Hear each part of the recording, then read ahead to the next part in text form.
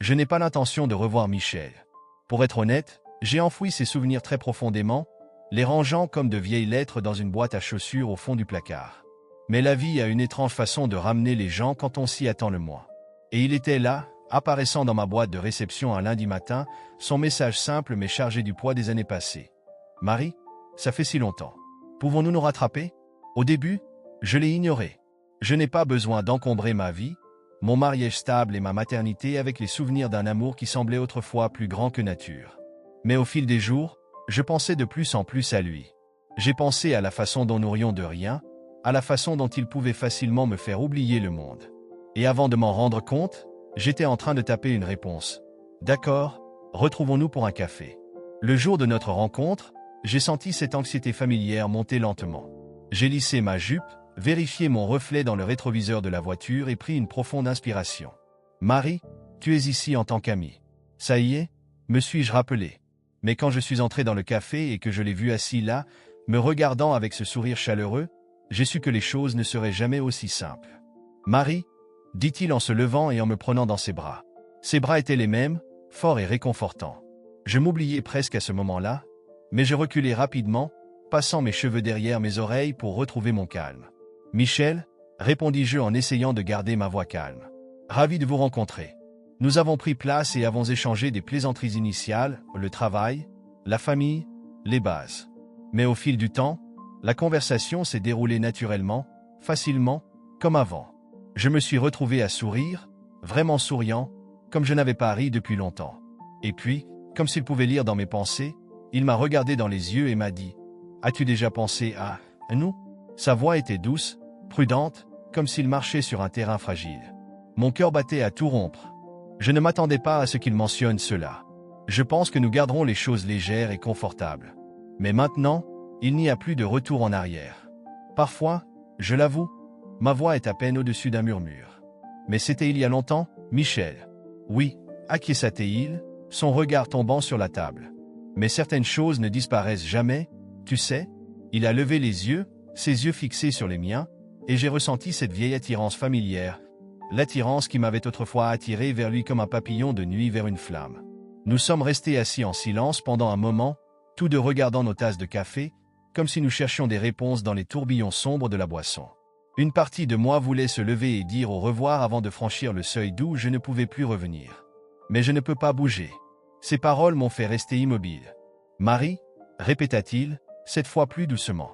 Tu es toujours aussi belle. » Mes joues ont rougi et j'ai rapidement baissé les yeux, ayant l'impression d'avoir à nouveau 21 ans, de retour à l'université, où il était le charmant senior qui m'avait captivé. Je l'ai aimé farouchement à ce moment-là, comme on ne peut aimer que lorsqu'on ne connaît pas ce monde, quand on croit que seul l'amour peut tout vaincre. Mais la vie avait d'autres projets. Il avait déménagé dans une autre ville pour le travail, et la longue distance nous a épuisés jusqu'à ce que nous lâchions tous les deux doucement, tristement, prise. On ne se dispute pas, on ne tombe pas amoureux. Nous disparaissons simplement, comme le coucher du soleil se transforme en crépuscule, ne laissant derrière nous que le souvenir de la chaleur qui existait autrefois. C'est étrange, n'est-ce pas? Marmonnai-je, trouvant enfin ma voix. Tout le monde s'est éloigné, puis est revenu soudainement. Oui, répondit-il, ses yeux ne vacillant jamais. C'est peut-être le destin. J.I.R. doucement. Je ne crois pas au destin. Il se pencha en avant, sa voix se transformant en un murmure. Peut-être que je ne veux tout simplement pas y croire. Il y avait quelque chose dans ses yeux, une lueur du vieux Michel, qui pouvait me faire douter de tout. Et même si je voulais m'en débarrasser, une partie de moi voulait être à nouveau emportée, oublier, juste un instant, que j'étais mari-épouse, mari-mère, mari-adulte responsable. Allons faire un tour, suggéra-t-il, brisant la tension. À cause du bon vieux temps. J'ai hésité. Je sais que chaque pas que je fais avec lui m'éloigne de la vie que j'ai construite. Mais alors que je regardais ses yeux pleins d'espoir, je me suis retrouvé à hocher la tête. Dehors, l'air du soir était frais et sentait légèrement les feuilles d'automne. Nous avons marché dans la rue calme, nos pas résonnant doucement. Aucun de nous n'a dit grand-chose au début, mais ce n'était pas un silence inconfortable. Chef CSI, familier. C'est comme rentrer à la maison. Vous souvenez-vous de cette petite librairie où nous allions? A-t-il demandé en désignant la rue. J'ai souri. Tu veux dire la librairie où nous avons passé tout l'après-midi à lire de la poésie sans la comprendre? Ivrit. Je comprends un peu de poésie. Je suis quelqu'un qui aime juste l'odeur des vieux livres. Nous avons tous les deux ri et pendant un bref instant, les années ont fondu. Il se sentait comme une jeune fille, dans le confort de quelqu'un qui la connaissait mieux que quiconque. La vie est drôle, n'est-ce pas? Réfléchit-il. À l'époque, je pensais que nous serions pour toujours. Je lui jetai un coup d'œil, la douleur de ce qui aurait pu s'installer dans ma poitrine. Nous ne sommes que des enfants, Michel. Peut-être, répondit-il, sa voix teintée de quelque chose que je ne pouvais pas décrire. Peut-être des regrets, Tasser? Mais cela ne veut pas dire que ce n'est pas réel. Je ne réponds pas. Je ne peux pas. Parce qu'il avait raison. Ce que nous avons est réel, dans tous les sens du terme. Mais c'est aussi du passé et j'ai fait la paix avec ça. C'est du moins ce que je pensais. Mais pendant que nous marchions, j'ai senti cette paix glisser entre mes doigts comme du sable. La vie que j'avais, la famille que je chérissais, avaient soudain l'impression qu'elles existaient dans un autre monde, à une autre époque. Ici, lors de cette soirée tranquille avec Michel, je ne suis que Marie, et une partie de moi veut rester ainsi, juste un peu plus longtemps. Lorsque nous avons atteint le bout de la rue, il s'est arrêté et s'est tourné vers moi. Marie, puis-je être honnête avec toi? J'ai dégluti, sentant mon cœur battre dans ma poitrine. Bien sûr. Il inspira profondément, les yeux calmes et inébranlables. Je n'arrête jamais de penser à toi. Au fil des années, j'ai essayé d'avancer, d'être heureux. Mais personne ne m'a jamais fait ressentir ce que tu ressens. J'ai senti une boule dans ma gorge, une vague d'émotions m'envahir. Je veux vous dire que je ressens la même chose, que je me demande souvent ce qui s'est passé. Mais les mots restaient coincés dans ma gorge. Michel, yeah. J'ai été surpris, mais ma voix était étouffée. Je ne sais pas quoi dire. Comment te dire que je pense à toi aussi, que dans les moments calmes de ma vie, tu rôdes encore dans mon esprit. Mais au lieu de cela, elle murmura, « C'est trop tard, n'est-ce pas ?» Je t'ai regardé, et pendant un moment, j'ai cru que tu allais discuter, pour me dire qu'il n'était pas trop tard, qu'on pouvait encore avoir quelque chose. Mais il se contenta de hocher la tête, un sourire triste sur les lèvres. Peut-être, dit-il doucement, mais peut-être que certaines choses valent la peine d'attendre. Je secouai la tête, sentant le poids de mes choix peser sur moi. J'ai une famille, Michel. Un mari. Enfant. Je ne peux pas juste. Je sais, l'interrompit-il doucement, tendant la main pour caresser une mèche de cheveux derrière mon oreille. Je sais, et je ne te demanderai jamais d'y renoncer. Nous sommes restés là en silence, les mots non prononcés suspendus entre nous. C'est un moment suspendu dans le temps, un morceau du passé ramené au présent. Mais c'est aussi un rappel de choses qui ne pourront jamais arriver. Nous sommes restés ainsi, sous la faible lumière du réverbère, comme si le monde s'était figé autour de nous. Je ne veux pas lâcher ce moment, même si je sais que je devrais le faire. Je n'arrêtais pas de me dire que c'était un au revoir, que l'étincelle qui s'enflammait entre nous devait être éteinte ici, ce soir. Mais mon cœur ne semble pas d'accord. Marie, dit-il doucement, sa voix remplie d'une tendresse que je n'avais pas entendue depuis longtemps. Je sais que j'exagère peut-être en disant cela, mais, si vous avez besoin de vous confier à quelqu'un, vous savez où me trouver. Je veux lui dire que je ne peux pas, que cela doit s'arrêter là, que si je le garde près de moi, même juste un peu, je pourrais commencer à briser tout ce que j'ai construit. Mais les mots sont restés dans ma gorge. Au lieu de cela, j'ai simplement hoché la tête, sentant la douleur s'approfondir dans ma poitrine. « Bonne nuit, Michel » murmurai-je, ma voix à peine audible. Il m'a regardé encore un moment et j'ai pu voir le regret et la tristesse dans ses yeux. Puis, il se détourna lentement et s'éloigna, ses pas résonnant dans la rue déserte. Je l'ai observé jusqu'à ce qu'il disparaisse au coin de la rue, une silhouette s'effaçant dans la nuit. En me détournant, j'ai senti un étrange vide m'envahir. J'étais venu ici dans l'attente de retrouvailles rapides, d'un simple rendez-vous autour d'un café avec un vieil ami. Mais maintenant, alors que je retournais à la voiture, j'ai réalisé que rencontrer Michel avait déclenché quelque chose en moi, quelque chose que je n'avais pas ressenti depuis des années. Cette nuit-là, je suis resté éveillé dans mon lit, les bras de mon mari enroulés autour de moi alors qu'il dormait profondément à côté de moi. J'aurais dû me sentir réconforté, en sécurité. Mais mon esprit revenait sans cesse à Michel, à la façon dont il me regardait, à la chaleur de son contact. Tout comme une porte j'y avais fermée il y a de nombreuses années et je me suis soudainement ouvert, m'inondant de souvenirs et d'émotions que je pensais avoir enterrés. C'est faux, me suis-je dit en regardant le plafond. Vous avez une belle vie, un mari qui vous aime, des enfants qui dépendent de vous. Mais peu importe tous mes efforts, je ne pouvais pas échapper au sentiment qu'une partie de moi ou une partie que j'avais oubliée était revenue à la vie ce soir. Les jours suivants furent un véritable désastre. J'essaie de m'immerger dans les routines quotidiennes, préparer le petit déjeuner, préparer les enfants pour l'école, aller au travail. Mais les paroles de Michel résonnent encore dans mon esprit, un rappel discret de quelque chose que je ne peux ignorer. Je n'arrêtais pas de me dire que ce n'était qu'un sentiment passager, que j'allais passer à autre chose et oublier. Mais chaque jour qui passait, la douleur dans ma poitrine devenait plus intense. Et puis un soir, alors que j'étais assise seule dans le salon, mon téléphone a vibré. J'ai décroché le téléphone et mon cœur a fait un battement quand j'ai vu son nom sur l'écran. « Marie, je suis désolé si je suis trop dur, mais je voulais vous poser des questions. Êtes-vous d'accord ?» J'ai regardé le message, mes mains tremblant légèrement. Une partie de moi veut le supprimer, bloquer son numéro et continuer ma vie.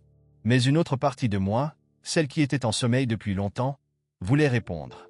Avant de m'en rendre compte, j'étais en train de taper une réponse. « Je vais bien, juste un peu perdu, je suppose.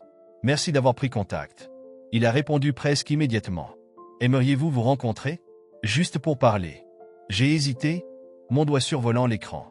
Je savais que le revoir était dangereux, que cela m'entraînerait plus loin sur un chemin que je ne pouvais pas contrôler. Mais l'idée de le revoir, de ressentir à nouveau cette étincelle était trop tentante pour y résister. « D'accord, répondis-je, mon cœur battant dans ma poitrine. Rencontrons-nous. » Nous avons décidé de nous retrouver dans un parc calme, à l'abri des regards indiscrets de quiconque pourrait me reconnaître. Alors que je marchais vers lui, j'ai ressenti un mélange d'excitation et de culpabilité monter en moi. Il leva les yeux alors que je m'approchais, un sourire chaleureux s'étalant sur son visage. « Et » dit-il doucement. « Et » répondis-je, ma voix à peine au-dessus d'un murmure. Nous nous sommes assis sur un banc sous un grand chêne, ses branches projetant des ombres tachetées sur le sol. Pendant plusieurs minutes, aucun de nous n'a rien dit.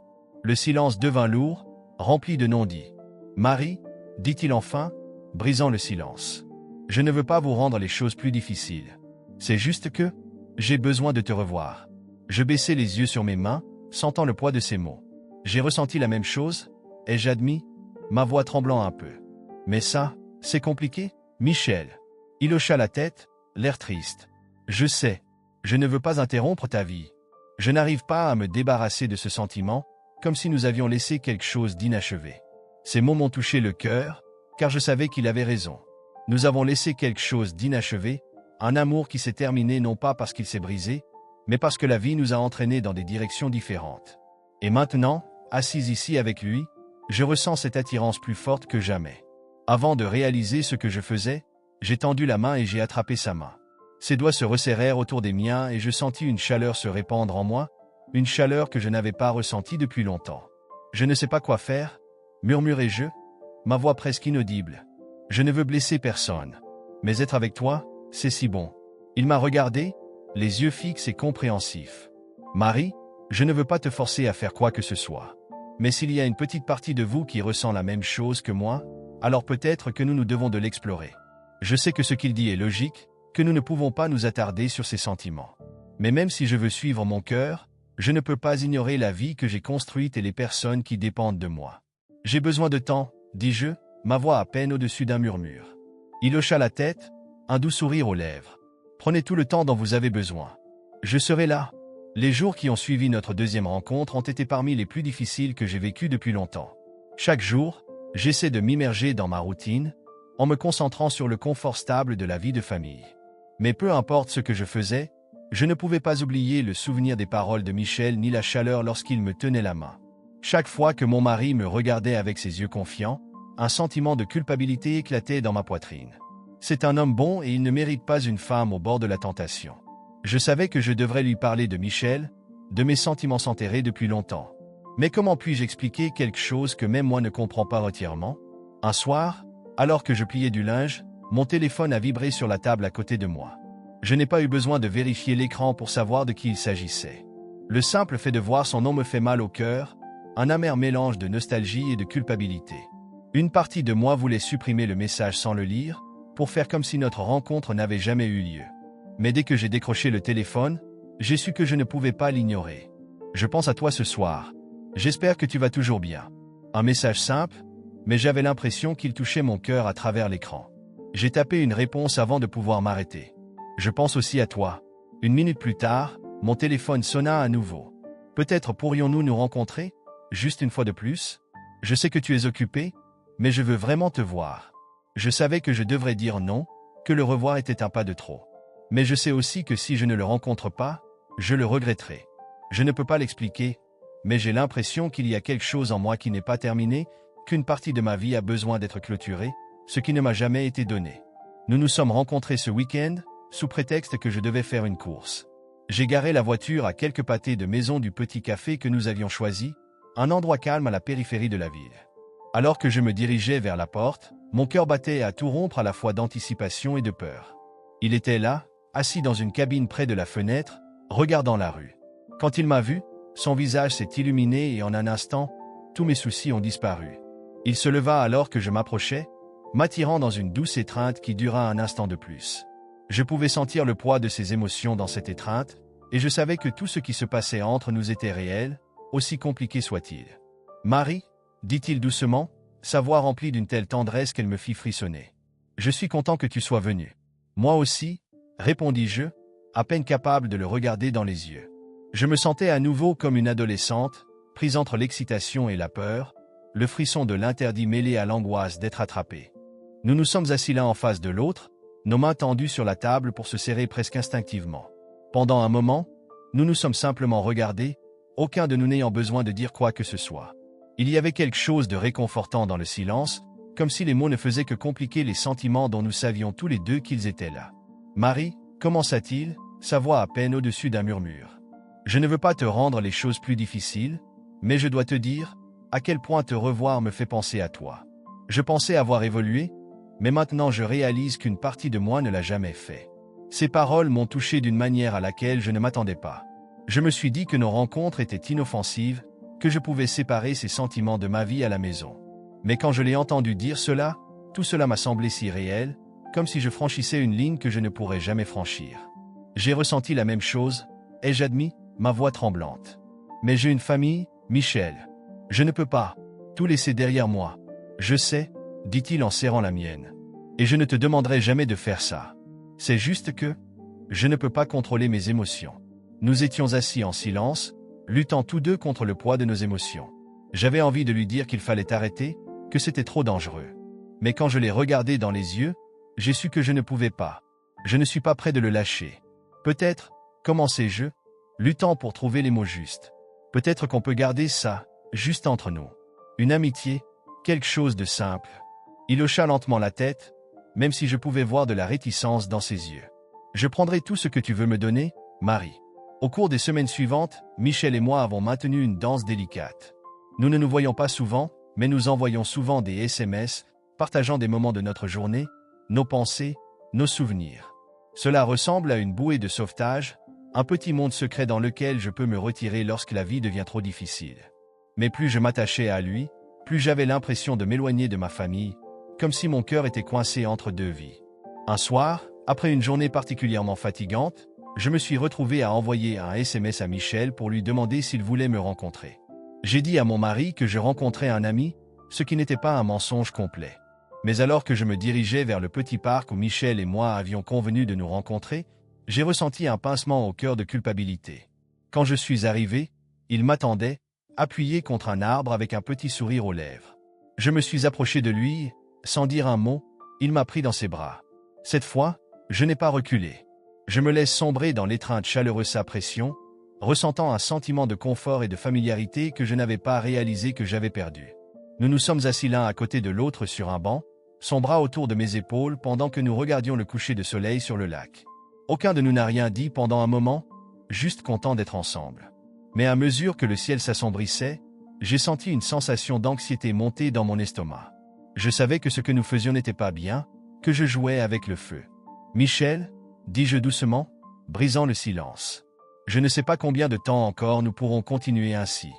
J'ai l'impression de trahir ma famille. » Il m'a regardé, son expression remplie de sympathie et de compréhension. « Je sais, Marie, et je ne veux pas te blesser ou rendre les choses plus difficiles. Mais je ne peux pas m'empêcher de ressentir ce que je ressens pour toi. » J'ai senti les larmes couler au coin de mes yeux, le poids de mes choix m'alourdissant. Je veux te dire qu'il faut arrêter ça, que tu ne peux plus continuer à vivre cette double vie. Mais quand je l'ai regardé dans les yeux, j'ai su que je n'étais pas prêt à le lâcher. Peut-être, murmurai-je, ma voix à peine audible. Peut-être que nous pourrions continuer un peu plus longtemps. Jusqu'à ce que je comprenne tout. Il hocha la tête, me rapprochant. Tout ce dont tu as besoin, Marie. Je suis là pour toi. Le SMS de Michel est arrivé vendredi soir, juste au moment où je préparais le dîner. Es-tu libre ce soir? J'ai besoin de te voir. Je sais que je devrais l'ignorer, que je ne devrais même pas y penser. Mais quelque chose dans son message m'a fait sentir urgent et contrairement à mes pensées, j'ai répondu. Oui, j'y serai dans 1 heure. J'ai dit à mon mari qu'un ami avait besoin de moi, et avant de m'en rendre compte, je traversais la ville en voiture, le cœur battant. J'ai essayé de faire taire la petite voix dans ma tête qui me disait que c'était mal, que j'empruntais un chemin dont je ne pourrais pas revenir. Mais je ne peux rien faire. L'attrait de Michel, le frisson d'être désiré, le sentiment que Marie n'est pas une mère, pas une épouse, juste moi était si fort. En arrivant au petit hôtel qu'il avait choisi, j'ai senti mes mains trembler en me dirigeant vers sa chambre. Une partie de moi voulait faire demi-tour et partir, retourner rejoindre ma famille et faire comme si cela ne s'était jamais produit. Mais lorsqu'il a ouvert la porte et m'a regardé avec ses yeux familiers, toutes mes réserves ont disparu. Il tendit la main et attrapa ma main, m'entraîna dans la pièce et ferma doucement la porte derrière moi. Pendant un moment, nous sommes restés là, à nous regarder, aucun de nous n'osant dire un mot. Le silence était rempli de paroles non dites, d'années de désirs et de regrets. « Marie » murmura-t-il, la voix remplie d'émotion. « Tu me manques » Avant que je puisse répondre, il m'entoura de ses bras, m'attirant dans une étreinte profonde et persistante. Je fermai les yeux, me laissant fondre en lui, sentant la chaleur de son corps contre le mien. Je sais que c'est mal, que je ne devrais pas être là. Mais à ce moment-là, tout ce que j'ai ressenti, c'est un intense besoin d'être proche de lui. Ses mains bougeaient doucement, traçant des chemins familiers le long de mon dos et de mes épaules.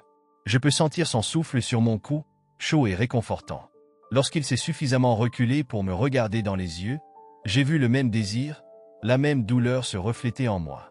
Il se pencha, ses lèvres touchant les miennes dans un baiser doux, tendre et rempli de mots non prononcés depuis des années. Un baiser s'est transformé en un autre, et avant que je m'en rende compte, nous étions perdus l'un dans l'autre. Le monde extérieur a disparu, nous laissant juste tous les deux, enlacés l'un dans l'autre dans un moment qui ressemblait à un rêve. Chaque contact, chaque murmure me semblait être une partie de moi-même que j'avais oubliée. Alors que je rentrais chez moi ce soir-là, la réalité a commencé à ressurgir. Le poids de ce que j'avais fait pesait lourdement sur mes épaules, me pressant avec une force que je n'avais pas prévue. Le souvenir du contact de Michel, de son baiser, était toujours là, et je ressentais un sentiment de culpabilité plus profond que tout ce que j'avais jamais connu. Quand je suis arrivé dans l'allée, la maison était calme. Je savais que mon mari et mes enfants dormaient et une vague de soulagement m'a submergé. Je n'étais pas prêt à leur faire face, à voir la confiance dans leurs yeux, à savoir ce que j'avais fait. Je me suis faufilé à l'intérieur, essayant de rester aussi silencieux que possible. Mais alors que je traversais des pièces familières, un sentiment de honte me pesait lourdement. Les photos au mur, les vacances en famille, les anniversaires, les moments heureux semblaient me narguer, chaque image me rappelant la vie que j'avais risquée pour une nuit de faiblesse.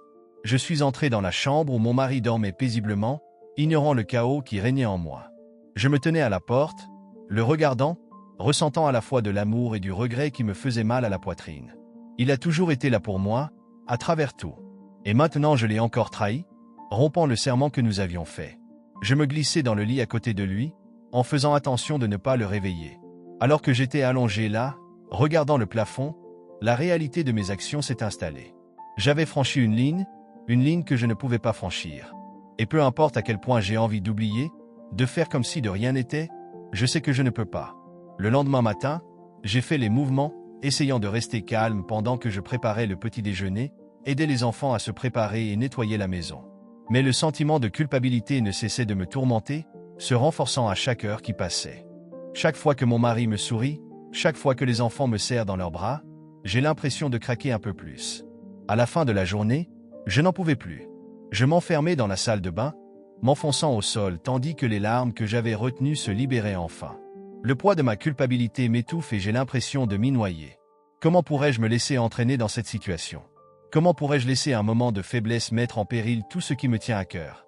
Alors que j'étais assis là, brisé et dépassé, j'ai réalisé que je devais faire un choix. Je peux continuer sur cette voie, en cachant mes secrets, en risquant tout ce qui me tient à cœur.